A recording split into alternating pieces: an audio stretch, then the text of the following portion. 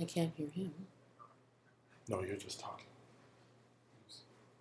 You're just talking. So, good evening, everyone. This is Stacey Plaskett, Congresswoman Stacey Plaskett here in Washington, D.C. I'm just coming back from our President Barack Obama's State of the Union address, which I thought was very inspiring and gave a direction for the people of America moving forward.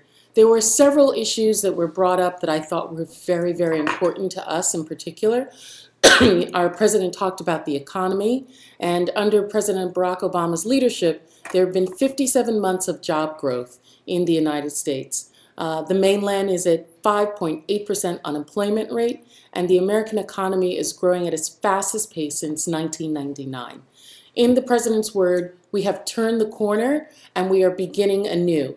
And that's something that also is a theme that's moving forward in the U.S. Virgin Islands. Unfortunately, however, we have not seen those same job growths as well as the drop in the unemployment rate in our own Virgin Islands. And it's incumbent on us to push that agenda forward and to really make the United States aware that that is in fact the case. Our utility costs are the highest in the nation, 52 cents per kilowatt. Our unemployment is more than twice the national average. And I plan on working with my colleagues in Congress to ensure that the U.S. Virgin Islands is included in the infrastructure investments, the job creations, and many of the other programs that were listed. You've heard our president talk in the area of education in terms of free community colleges. And education is the greatest equalizer. We know that for the many, many educated Virgin Islanders that there are, and our own push for education for our young people in the territory. We understand in the Virgin Islands that the growth of education will be our future in itself. And I believe that a college education should be within reach of every American willing to work for it. I agree with our president on his new initiative and remain hopeful that it will translate to an expansion in the degree program at our own local university, at the University of the Virgin Islands, so that we also can be included in this. The president did include in this initiative that it was for the mainland as well as the territories. And so we are hopeful by working with the university that we are going to be able to offer a program that will be able to help Virgin Islanders retrain to meet the new jobs that our new administration is going to be bringing about. Such things as increasing in our broadband, which the president talked about. Also in the new economy, talking about infrastructure in our ports, growing our ports, allowing Virgin Islanders to be able to meet those initiatives as well through the community college and the open access that he is talking about. One of the other things that the president talked about and we've seen in recent weeks is in terms of Cuba. Our islands are at a pivotal point, have always been very important with the expansion of the Panama Canal. We're now seeing nations increase economic investment in the Caribbean. The president talked about China and its push to take over much of the economy within the Western Hemisphere.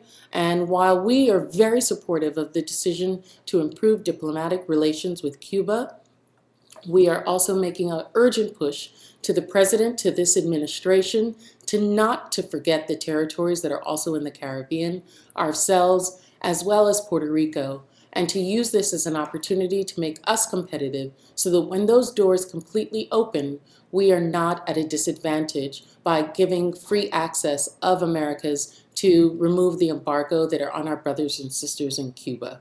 And we are not going to allow these changes to be made in a vacuum, and the Virgin Islands' voice will be heard. I will be your voice for the administration, as well as with the president, as well as here in Congress, to ensure that we are not forgotten. And with not being forgotten, we heard our president speak specifically about voting rights and the importance of voting rights for all Americans, for all citizens. And we are fully supportive of that.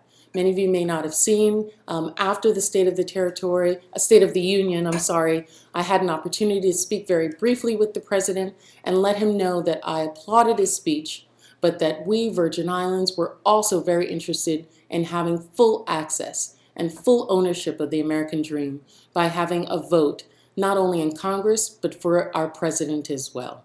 And so we are going to work towards that end. We are working with We the People Project, with the other territories, with the delegate from DC, as well as Puerto Rico, which include more than 4 million people who, despite being American citizens for more than a century, are still not able to vote for president or have a voting member in the U.S. House of Representatives. Our president talked about our veterans. We know that Virgin Islanders have always fought in every armed conflict. We have been involved in them, and we have not seen our veterans receive their full benefits as well.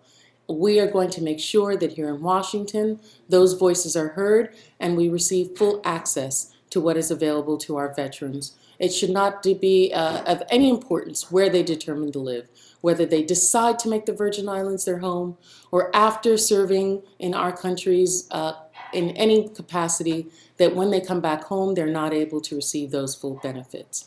So I think it was a very inspiring words that the president was speaking about. We also heard him talk about trade. We heard him talk about full access in terms of immigration, and we are very hopeful for the type of speech that he was talking about.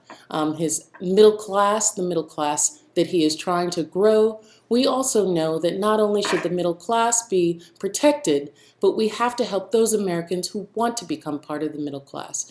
Virgin Islands has such a high poverty level, and we want so many Virgin Islanders to move from being in poverty to being a part of the middle class and to having that middle class shored up. The access for childcare, continued assistance in health care. We're going to continue to push that the Medicaid cap be removed, that Virgin Islanders have full inclusion, the Affordable Health Care Act, and these are all measures that we're going to work with the other delegates as well as those both on either side of the aisle who are willing to help us as Virgin Islanders moving forward. So I want to thank you all for listening in. Thank you all for being a part of this. Please know that our office is open to you.